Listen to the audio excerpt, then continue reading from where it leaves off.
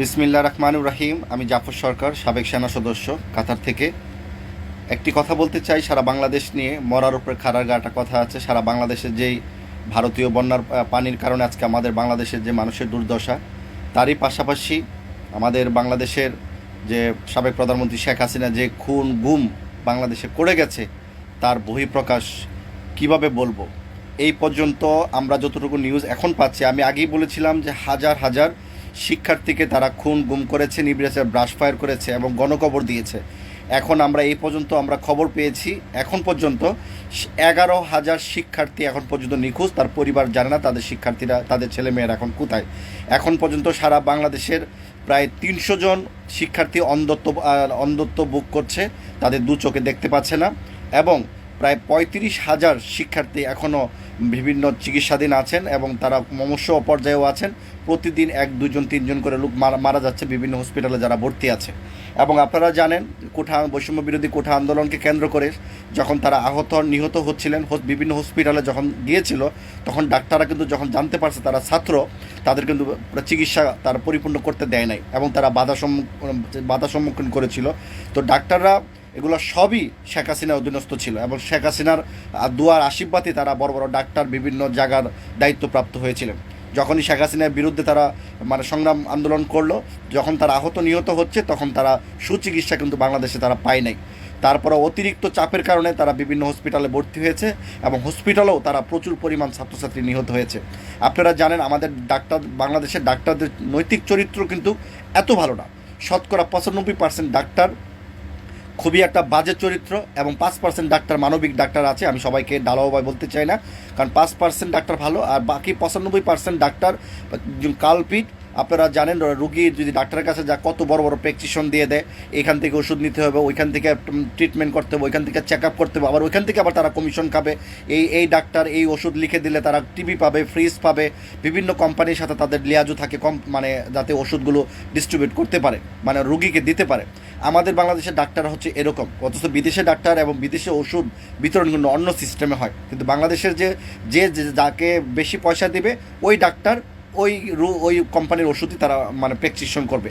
আপনারা জানেন বাংলাদেশের ডাক্তাররা প্রত্যেকটা ডাক্তার একটা করে চেম্বার আছে, একটা করে ক্লিনিক আছে, যাতে নিজস্ব এখানে গেলেই মনে করেন যদি 500 টাকা ভিজিট হয় 3,000 টাকার ওষুধ লিখে দেয়। এভাবে তারা জনগণের কাছ থেকে রক্ত চুষে খেয়ে ওষুধ বড়ি দিয়ে যাচ্ছে, অথচ এখানে এত ওষুধের কোনো প্রয়োজন নেই। তারপর ওষুধ দিতেছে ভিটামিন মিলায়া টিলায়া, এভাবে ওষুধ তারা দিয়ে মানুষের কাছ পকেট কেটে নিচ্ছে। আপনারা জানেন আমাদের বাংলাদেশের ডাক্তাররা করোনার মধ্যেই বাংলাদেশের ডাক্তারদের চরিত্র কিন্তু একদম পরিষ্কার হয়ে গেছে। করোনা ভাইরাসের সময় কোনো যাদের চেম্বার ছিল ডাক্তারদের, সমস্ত ডাক্তারদের চেম্বার কিন্তু বন্ধ ছিল। ডাক্তাররা পালায়া ছিল, রুগীর সামনে আসে না, ট্রিটমেন্ট করে হাতে গোনা 5-10% ছাড়া 90% ডাক্তাররাই কিন্তু আত্মগোপনে চলে গিয়েছিল নিজেদের যান বাঁচানোর ভয়ে, নিজেরা মারা যাবে এই জন্য তারা রুগী দেখে নাই। বিভিন্ন ক্লিনিক বন্ধ রেখেছে, বিভিন্ন অফিস আদালত বন্ধ রাখছে। এই যে ডাক্তাররা আপনারা কিন্তু সবাই জানেন, প্রিয় দেশবাসী, আজকে যে আমাদের 11,000 শিক্ষার্থী এখন পর্যন্ত নিখোঁজ, এখন কি ধরে নিতে পারেন যে আমি যে পূর্বেই কথাগুলো বলেছিলাম যে হাজার হাজার শিক্ষার্থীকে তারা খুন গুম করেছে, আজকে কিন্তু এটাই বাস্তব হলো। কারণ এতগুলো ব্রাশ ফায়ার, রাতের বেলা আত্মচিৎকার, এখানে কিন্তু 1-2টা লাশের কোনো আত্মচিৎকার নয়, হাজার হাজার আত্মচিৎকার। এবং রাতের বেলা বিভিন্ন জায়গায় আমরা ভিডিও ফুটেজ দেখেছি, ভারতীয় গাড়ি পিক আপগুলো আস্তে আস্তে বস্তা বড় বড় নিয়ে যাচ্ছে, সাদা বস্তা। তাহলে এগুলোর ভিতর লাশের কোনো আমরা আশঙ্কা করছি, এগুলো লাশ তারা সরিয়ে ফেলেছে। বাংলাদেশে যত বড় অঘটন ঘটুক, ভারত কিন্তু সমস্ত কিছু শেল্টার দেয়, রয়ের এজেন্ট দিচ্ছে। সাদা কাপড় পরে যারা বিভিন্ন খুন গুম করতেছে, এগুলো সব ভারতীয় রয়ের এজেন্ট এবং কলিকাতার পুলিশ।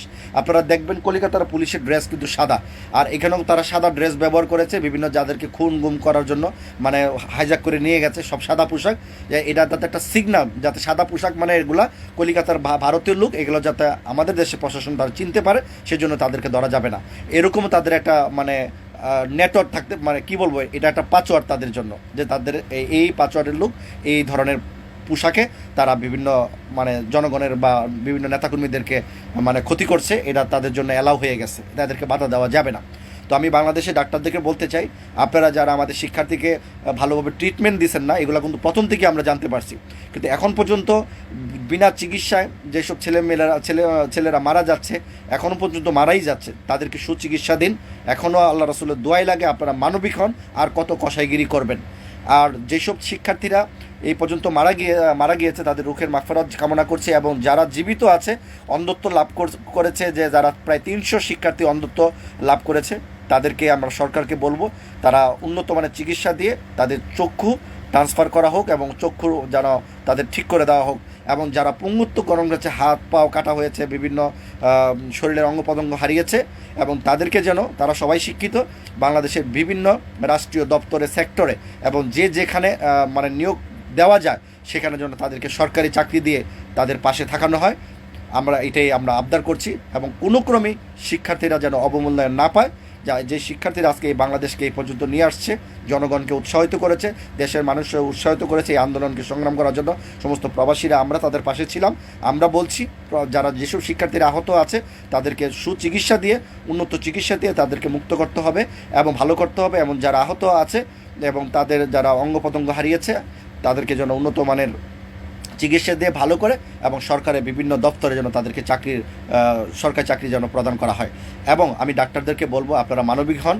এই শেখ হাসিনার অধীনে, এই শেখ হাসিনার চক্রান্তে আপনারা যেসব মানুষের ক্ষতি করেছেন, দেলোয়ার হোসেন সাইদের মতো হুজুরের মতো একজন বিজ্ঞ আলেম, আন্তর্জাতিক খ্যাতিসম্পন্ন একজন কোরআনের তাফসিরুল কোরআন, তাকে পর্যন্ত আপনারা হসপিটাল নিয়ে হত্যা করেছেন, এগুলা কিন্তু আপনারা কেউই বাঁচতে পারবেন না। আমরা ওই ডাক্তারকেও আইনের আওতায় আনার জন্য অনুরোধ জানাচ্ছি বাংলাদেশ সরকারের কাছে। আজকে এই শেখ হাসিনা ডাইনি সরকার, রাক্ষসিনী সরকারের অধীনে আপনারা যেসব মানুষের ক্ষয়ক্ষতি করেছেন, আল্লাহ আপনাদেরকে মাফ করবে কিনা আল্লাহর কাছে তওবা করেন সবাই, ঠিক আছে? এই শেখ হাসিনা এই জন্য সে পালিয়ে গিয়েছে, কারণ সে তখন একটি বিবৃতি দিতে এসেছিল, তার মুখ শুকিয়ে গিয়েছিল, মানে ঠোঁটমোট এমন একটা অবস্থা হয়েছিল, কথা না বলেই সেই স্টেজ থেকে নেমে গেছে। তখন সে বুঝতে পেরেছিল যে সে একটা দুইটা ছাত্র মারা নাই, কারণ হাজার হাজার শিক্ষার্থীকে তারা গুলি করে মেরে, নির্বিচারে গুলি করে হত্যা করে ফেলেছে। আমাদের বাংলাদেশের ব্রিলিয়ান্ট স্টুডেন্ট ছেলে মেয়েদেরকে নির্বিচারে গুলি করেছে, এবং অনেক মেয়েদেরকে তারা দর্শনও করেছে, এবং মানে অনেক মেয়েদের খারাপ হাতও, বিভিন্ন আমরা যতটুকু আমরা শুনেছি, এগুলো বলতে চাই না, অনেক মেয়েদের সাথে খুব খারাপ আচরণও করা হয়েছে তাদের গুলি করার আগ পর্যন্ত। তো আমরা চাই এই শেখ হাসিনা যে ক্ষতি করেছে, আল্লাহ যেন তার সেই ক্ষতিগুলো আল্লাহ যেন প্রদান করেন, তার উপর গজব নাজিল করেন। সে ভারতে আশ্রয় নিয়েছে। ভারতের জনগণকে বলবো, যদি আমাদের এই ভিডিওগুলো শুনে থাকেন, শেখ হাসিনা যেন ভারতে না থাকতে পারে সেই বিষয়ে আপনারা পদক্ষেপ নিন, কারণ একটা দেশকে ধ্বংস করে সে আরেকটা দেশে ওইখানে আশ্রয় নেবে, এই সুযোগটা যেন তারা না পায়। কারণ আপনারাও আমাদের মতো মানুষ, আমরাও আপনাদের মতো মানুষ। বাংলাদেশ, আমরা চাই বাংলাদেশ এবং ভারত একটি বন্ধুত্ব হিসাবে, রাষ্ট্র হিসেবে পরিণত থাকবে। কোনো দলের পক্ষে বাংলাদেশ এবং বাংলাদেশের কোনো একটা দলের সাথে ভারতের বন্ধুত্ব হোক, সেটা আমরা চাই না। আমরা চাই ভারত বাংলাদেশ একটি বন্ধু রাষ্ট্র সম্পূর্ণ করুক, সেটা যুক্তি দিয়ে এবং বন্ধুত্ব দিয়ে প্রমাণ করতে হবে, এবং শেখ হাসিনাকে অতি দ্রুত বাংলাদেশে পাঠানো হোক। আমরা শেখ হাসিনার কাছে জানতে চাই কোন কোন দপ্তরে সারা বাংলাদেশে কোন জায়গায় কত হাজার শিক্ষার্থী নিহত হয়েছে, তার কাছে আমরা জবাব চাই। কারণ আমাদের পুলিশ বাহিনীও এই পর্যন্ত এই শেখ হাসিনার চক্রান্তে এ পর্যন্ত 50 জন পুলিশ সদস্য মারা গেছে। বিএনপির যারা সাপোর্ট দিয়েছিল শিক্ষার্থীদেরকে, এই পর্যন্ত বিএনপির ছেলেপেলেরাও প্রায় 200 জন, জাতীয়তাবাদ দলে বিএনপির ছেলেপেলেরা, নেতাকর্মী এবং সাধারণ জনগণ, বক্তরা মারা গিয়েছে। এই পর্যন্ত 50 জনের উপরেও আমাদের জামাত ইসলাম শিবিরের ছেলেপেলেরা মারা গেছে এই ছাত্রদের সংগ্রামকে সাপোর্ট দিতে গিয়ে। তো এখানে এখানে সাফল্য এবং সকলেরই সাপোর্টের কারণে আজকে আমরা দ্বিতীয়বার বাংলাদেশ স্বাধীন হয়েছে। আবার প্রিয় দেশবাসী, আপনারা একটাই দাবি, যারা শিক্ষার্থীরা চিকিৎসাধীন আছে তাদেরকে উন্নত চিকিৎসা দিয়ে তাদেরকে ভালো করতে হবে, আর যারা হ্যান্ডিক্যাপে পরিণত হয়ে গেছে তাদেরকে সরকারি কোঠায় যে কোনো জায়গায় তাদেরকে সরকারি কর্মসংস্থান, সরকারি চাকরি দিতে হবে। এবং শেখ হাসিনাকে দ্রুত ভারত থেকে বাংলাদেশে আনার জন্য আমরা অনুরোধ জানাচ্ছি, কারণ শেখ হাসিনা বলতে পারবে সে কত হাজার মায়ের বুক খালি করেছে এই বৈষম্য বিরোধী আন্দোলনকে কেন্দ্র করে। এর পূর্বে তো আরও লক্ষ লক্ষ মানুষকে তারা মেরেছে, গুম করেছে, সেটার হিসাব পরে হবে, কিন্তু তাৎক্ষণিক এখনও বাংলাদেশের রক্তের দাগ শুকায় নাই, সেটার বিচার আমরা চাচ্ছি। ধন্যবাদ সবাইকে। আসসালাম।